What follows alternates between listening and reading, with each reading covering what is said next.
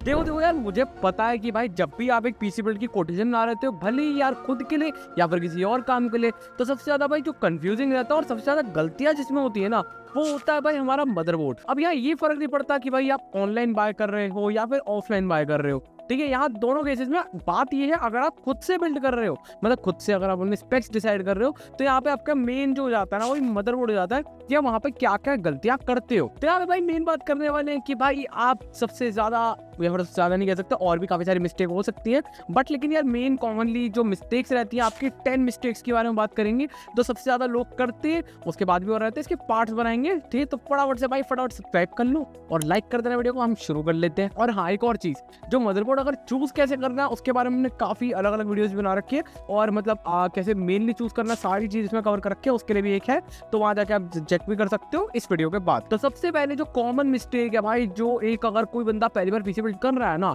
उसको मतलब चाहे वो करे नहीं, बट लेकिन यार उसको ये चीज ना पता नहीं होती है, और वो ना गलती कर जाता है कि भाई अगर वो सेपरेट कंपोनेंट्स खुद अपने हाथ से चूज करके मंगवा रहा है, कि भाई मतलब कंपोनेंट्स वगैरह मंगा लिए और मंगा के खुद बिल्ड कर लिया, या फिर मतलब कहीं से करवा लिया, किसी के उनके घर में जो भी चीजें होती है, ठीक है। तो उसमें सबसे ज्यादा मेन गलती क्या होती है भाई, वो होती है सॉकेट की। सॉकेट तो आपको पता ही है कि नहीं पता होता तो गलती क्यों करते, ठीक है। तो सॉकेट का क्या सीन रहता है ना, जैसे मतलब अगर आपका जो वो होता है ना मदरबोर्ड, जहां पर आपका प्रोसेसर लगता है, उसको भाई हम सॉकेट कहते हैं। तो भाई ये मतलब यूजुअली अगर हम 12, 13 और 14 जनरेशन के हिसाब से देखें, तो यहाँ पर यूज होता है LGA 1700, और उसके बाद के जो अल्ट्रा सीरीज है वहां पर यूज होता है 1851 LGA 1851 सॉकेट। और उसके बाद अगर हम AMD की बात कर ले, तो AMD में यहाँ पे भाई AM4 सॉकेट जो है भाई, वो यूज होता है भाई 3000, 4000 और 5000 सीरीज के लिए। उसके बाद की हम बात करें 7000, 8000 और 9000 के लिए यूज होता है भाई AM5 सॉकेट। तो ये चीज जो मैंने आपको बता दी, ये नॉर्मली अभी यूज जो कर रहे हैं लोग, पीसी बिल्ड बाय कर रहे हैं, वो इसी सॉकेट के साथ बाय कर रहे हैं, सीधी बात है, यही आ रहे हैं आजकल। तो समझ गए ना, मेनली यार आपको सबसे पहला जो है ना भाई, वो सॉकेट का ध्यान जरूर रखना है,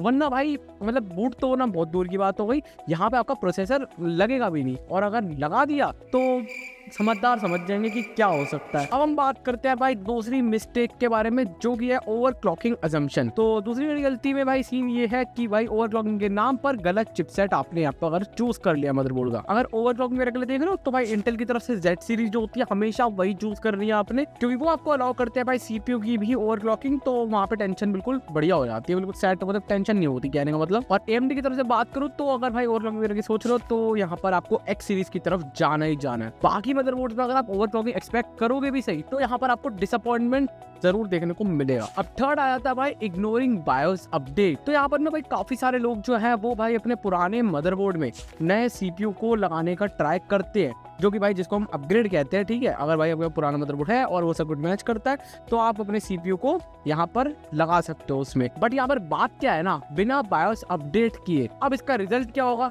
PC यहाँ पर बूट ही नहीं होने वाला। क्या बात कर रहे हैं? इसलिए हमेशा ना नया CPU लगाने से पहले भाई हमेशा आपको चेक करना है कि यार यहाँ पर मदरबोर्ड का बायोस अपडेटेड है या फिर नहीं है। जो बायोस वाली बात है ना, मतलब इतने ज्यादा लोग भाई पूछने के लिए आते हैं ना भाई, इंस्टा वगैरह भी मैसेज करते रहते भाई, बढ़िया करते भी रहना, जो जो दिक्कत आती है मैसेज करते रहना, साथ साथ फॉलो भी जरूर कर लेना, तो मेरा भी भला हो जाएगा।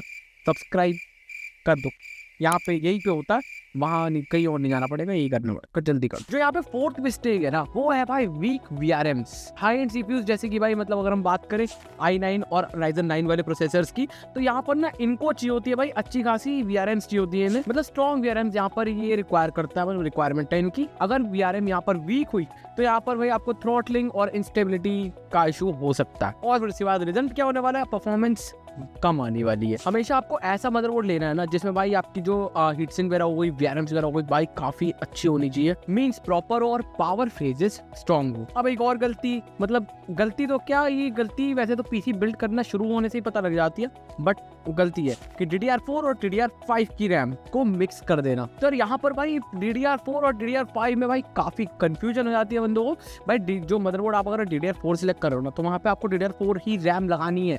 ये भाई इतना मतलब बिल्कुल बेसिक, एक क्या होता है इतना बेसिक क्वेश्चन है ना, लोग पता नहीं भाई पूछ भी रहे हैं, तो भाई कोई भी बड़े आराम से समझ जाता है, ठीक है। अगर आपने मदरबोर्ड यहाँ पर DDR4 का सिलेक्ट करा है, या फिर अगर DDR5 का भी सिलेक्ट करा है, तो आपको रैम भी वही लेनी है। DDR4 मदरबोर्ड साथ भाई DDR4 की ही रैम लगने वाली है, और DDR5 के साथ DDR5 भी लगेगी, और ये दोनों साथ नहीं चलती। अजीब अजीब डीएम आते रहते हैं मुझे, मैं सारे क्या बताऊं। नहीं, मैं गाली नहीं दे सकता, गाली नहीं देना। फैमिली देखती है। कभी मैं ना इसकी भी वीडियो बनाऊंगा, टेंशन ना लो, तुम आराम से पूछो, नाम शो नहीं करेंगे किसी का भी। बाकी जो बॉटलनेक वगैरह से रिलेटेड है ना, अगर मतलब रैम वगैरह और प्रोसेसर और यहाँ मदरबोर्ड्स की बात करें तो इसके लिए भाई डेडिकेटेड वीडियोस काफी सारे हमारे चैनल पे भी है, और भी मैं आपको मतलब और ज़्यादा क्लियर करने के लिए एक डेडिकेटेड वीडियो का लिंक डिस्क्रिप्शन में भी दे दूंगा। अब यहाँ पे 6 की बात करते हैं, इग्नोरिंग एक्सपेंशन स्लॉट्स। तो यहाँ पर भाई इस चीज़ का भी आपको ध्यान रखना है कि भाई आपको मतलब एनवीएमईस की भी बात कर रहे हो और काफ़ी जगहों पे काम आता है, इस चीज़ की भी आपको ध्यान रखना है। जैसे कि आपको भाई बाद में कैप्चर कार्ड लगाना है और आपको अलग अलग और चीज़ें चाहिए, एनवीएमईस वगैरह एक्स्ट्रा और लगानी है, तो कितने चाहिए वो चीज़ आपको पहले डिसाइड करके चलोगे तो ज़्यादा बेटर रहने वाला है। 7 की बात करें तो भाई स्टोरेज लिमिटेशंस, और मतलब ये जो 6th और 7th पॉइंट है ना, ये आपस में भाई कनेक्टेड भी है। 7th पॉइंट अगर बात करें स्टोरेज लिमिटेशन, जैसे मतलब स्टोरेज का भी आपको देखना है एनवीएमईस वगैरह का, तो ये चीज़ तो मैंने आपको पिछले पॉइंट में करोगे, दोनों कनेक्टेड है आपस में। तो फिर बताते हैं ठीक है, साटा पोर्ट्स वगैरह सब कुछ आपको चेक करना है, तब देखना है भाई कि इतनी आपकी रिक्वायरमेंट इसमें पूरी होती है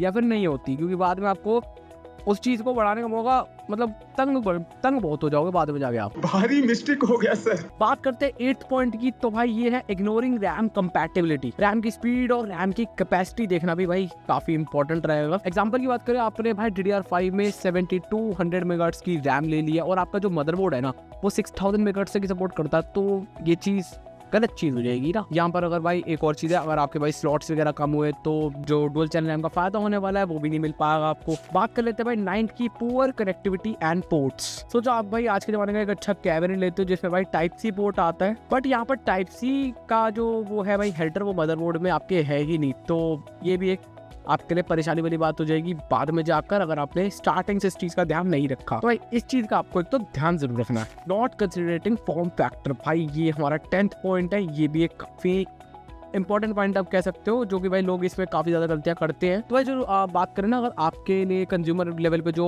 अगर मदरबोर्ड्स की बात करें तो भाई यूजुअली 3 टाइप के आते हैं, ठीक है, ATX, माइक्रो ATX और मिनी ITX। बाकी EATX और उनकी बात नहीं करेंगे, ठीक है। तो वो चीज़ कंज्यूमर लेवल मतलब अगर हम मेनली ज़्यादा यूज़ के लिए बोले ना, तो ये 3 टाइप्स के लिए कंज्यूमर लेवल मेनली आप जैसों के लिए यूज होते हैं, आप और मेरे जैसे, मतलब कहने मतलब। अब यहाँ ना मेन चीज़ जो आती है ना, मतलब फ्यूचर प्रूफिंग की बात आती है कि भाई जो हम शुरू में अगर पीसी बिल्ड करने जा रहे होते तो इतनी ज़्यादा जल्दबाजी में हम फ्यूचर प्रूफ के बारे में ही भूल जाते हैं कि बाद में जाके हमें अपग्रेड भी करना है अपने पीसी को। अगर आपके भाई पीसी में फ्यूचर प्रूफ का स्कोप ही नहीं होगा तो आपको पूरा पीसी का भाई मदरबोर्ड हो गया और काफ़ी चीज़ें आपको मतलब पूरा पीसी आपको रिप्लेस करना पड़ जाएगा जहाँ तक, ठीक है। तो आपको फ्यूचर प्रूफिंग के बारे में सोचना है कि भाई पावर सप्लाई थोड़ी सी ज़्यादा लेकर चलनी है, मदरबोर्ड को भाई थोड़ा मतलब अगर सॉकेट की बात करें तो भाई थोड़ा लेटेस्ट लेकर चलना है, और अच्छे जो मैंने बताया ना भाई, आपको सारी चीज़ों का ध्यान रखना है कि बाद में अपग्रेड के लिए आपको क्या क्या चीज़ें चाहिए होने वाली है, और उस चीज़ को कंसिडर करते हुए आपको यहाँ पे पीसी बिल्ड करना है। उसके लिए ये वीडियो देख सकते हो आप। तो भाई यार ये थे भाई 10 मिस्टेक्स जो आप भाई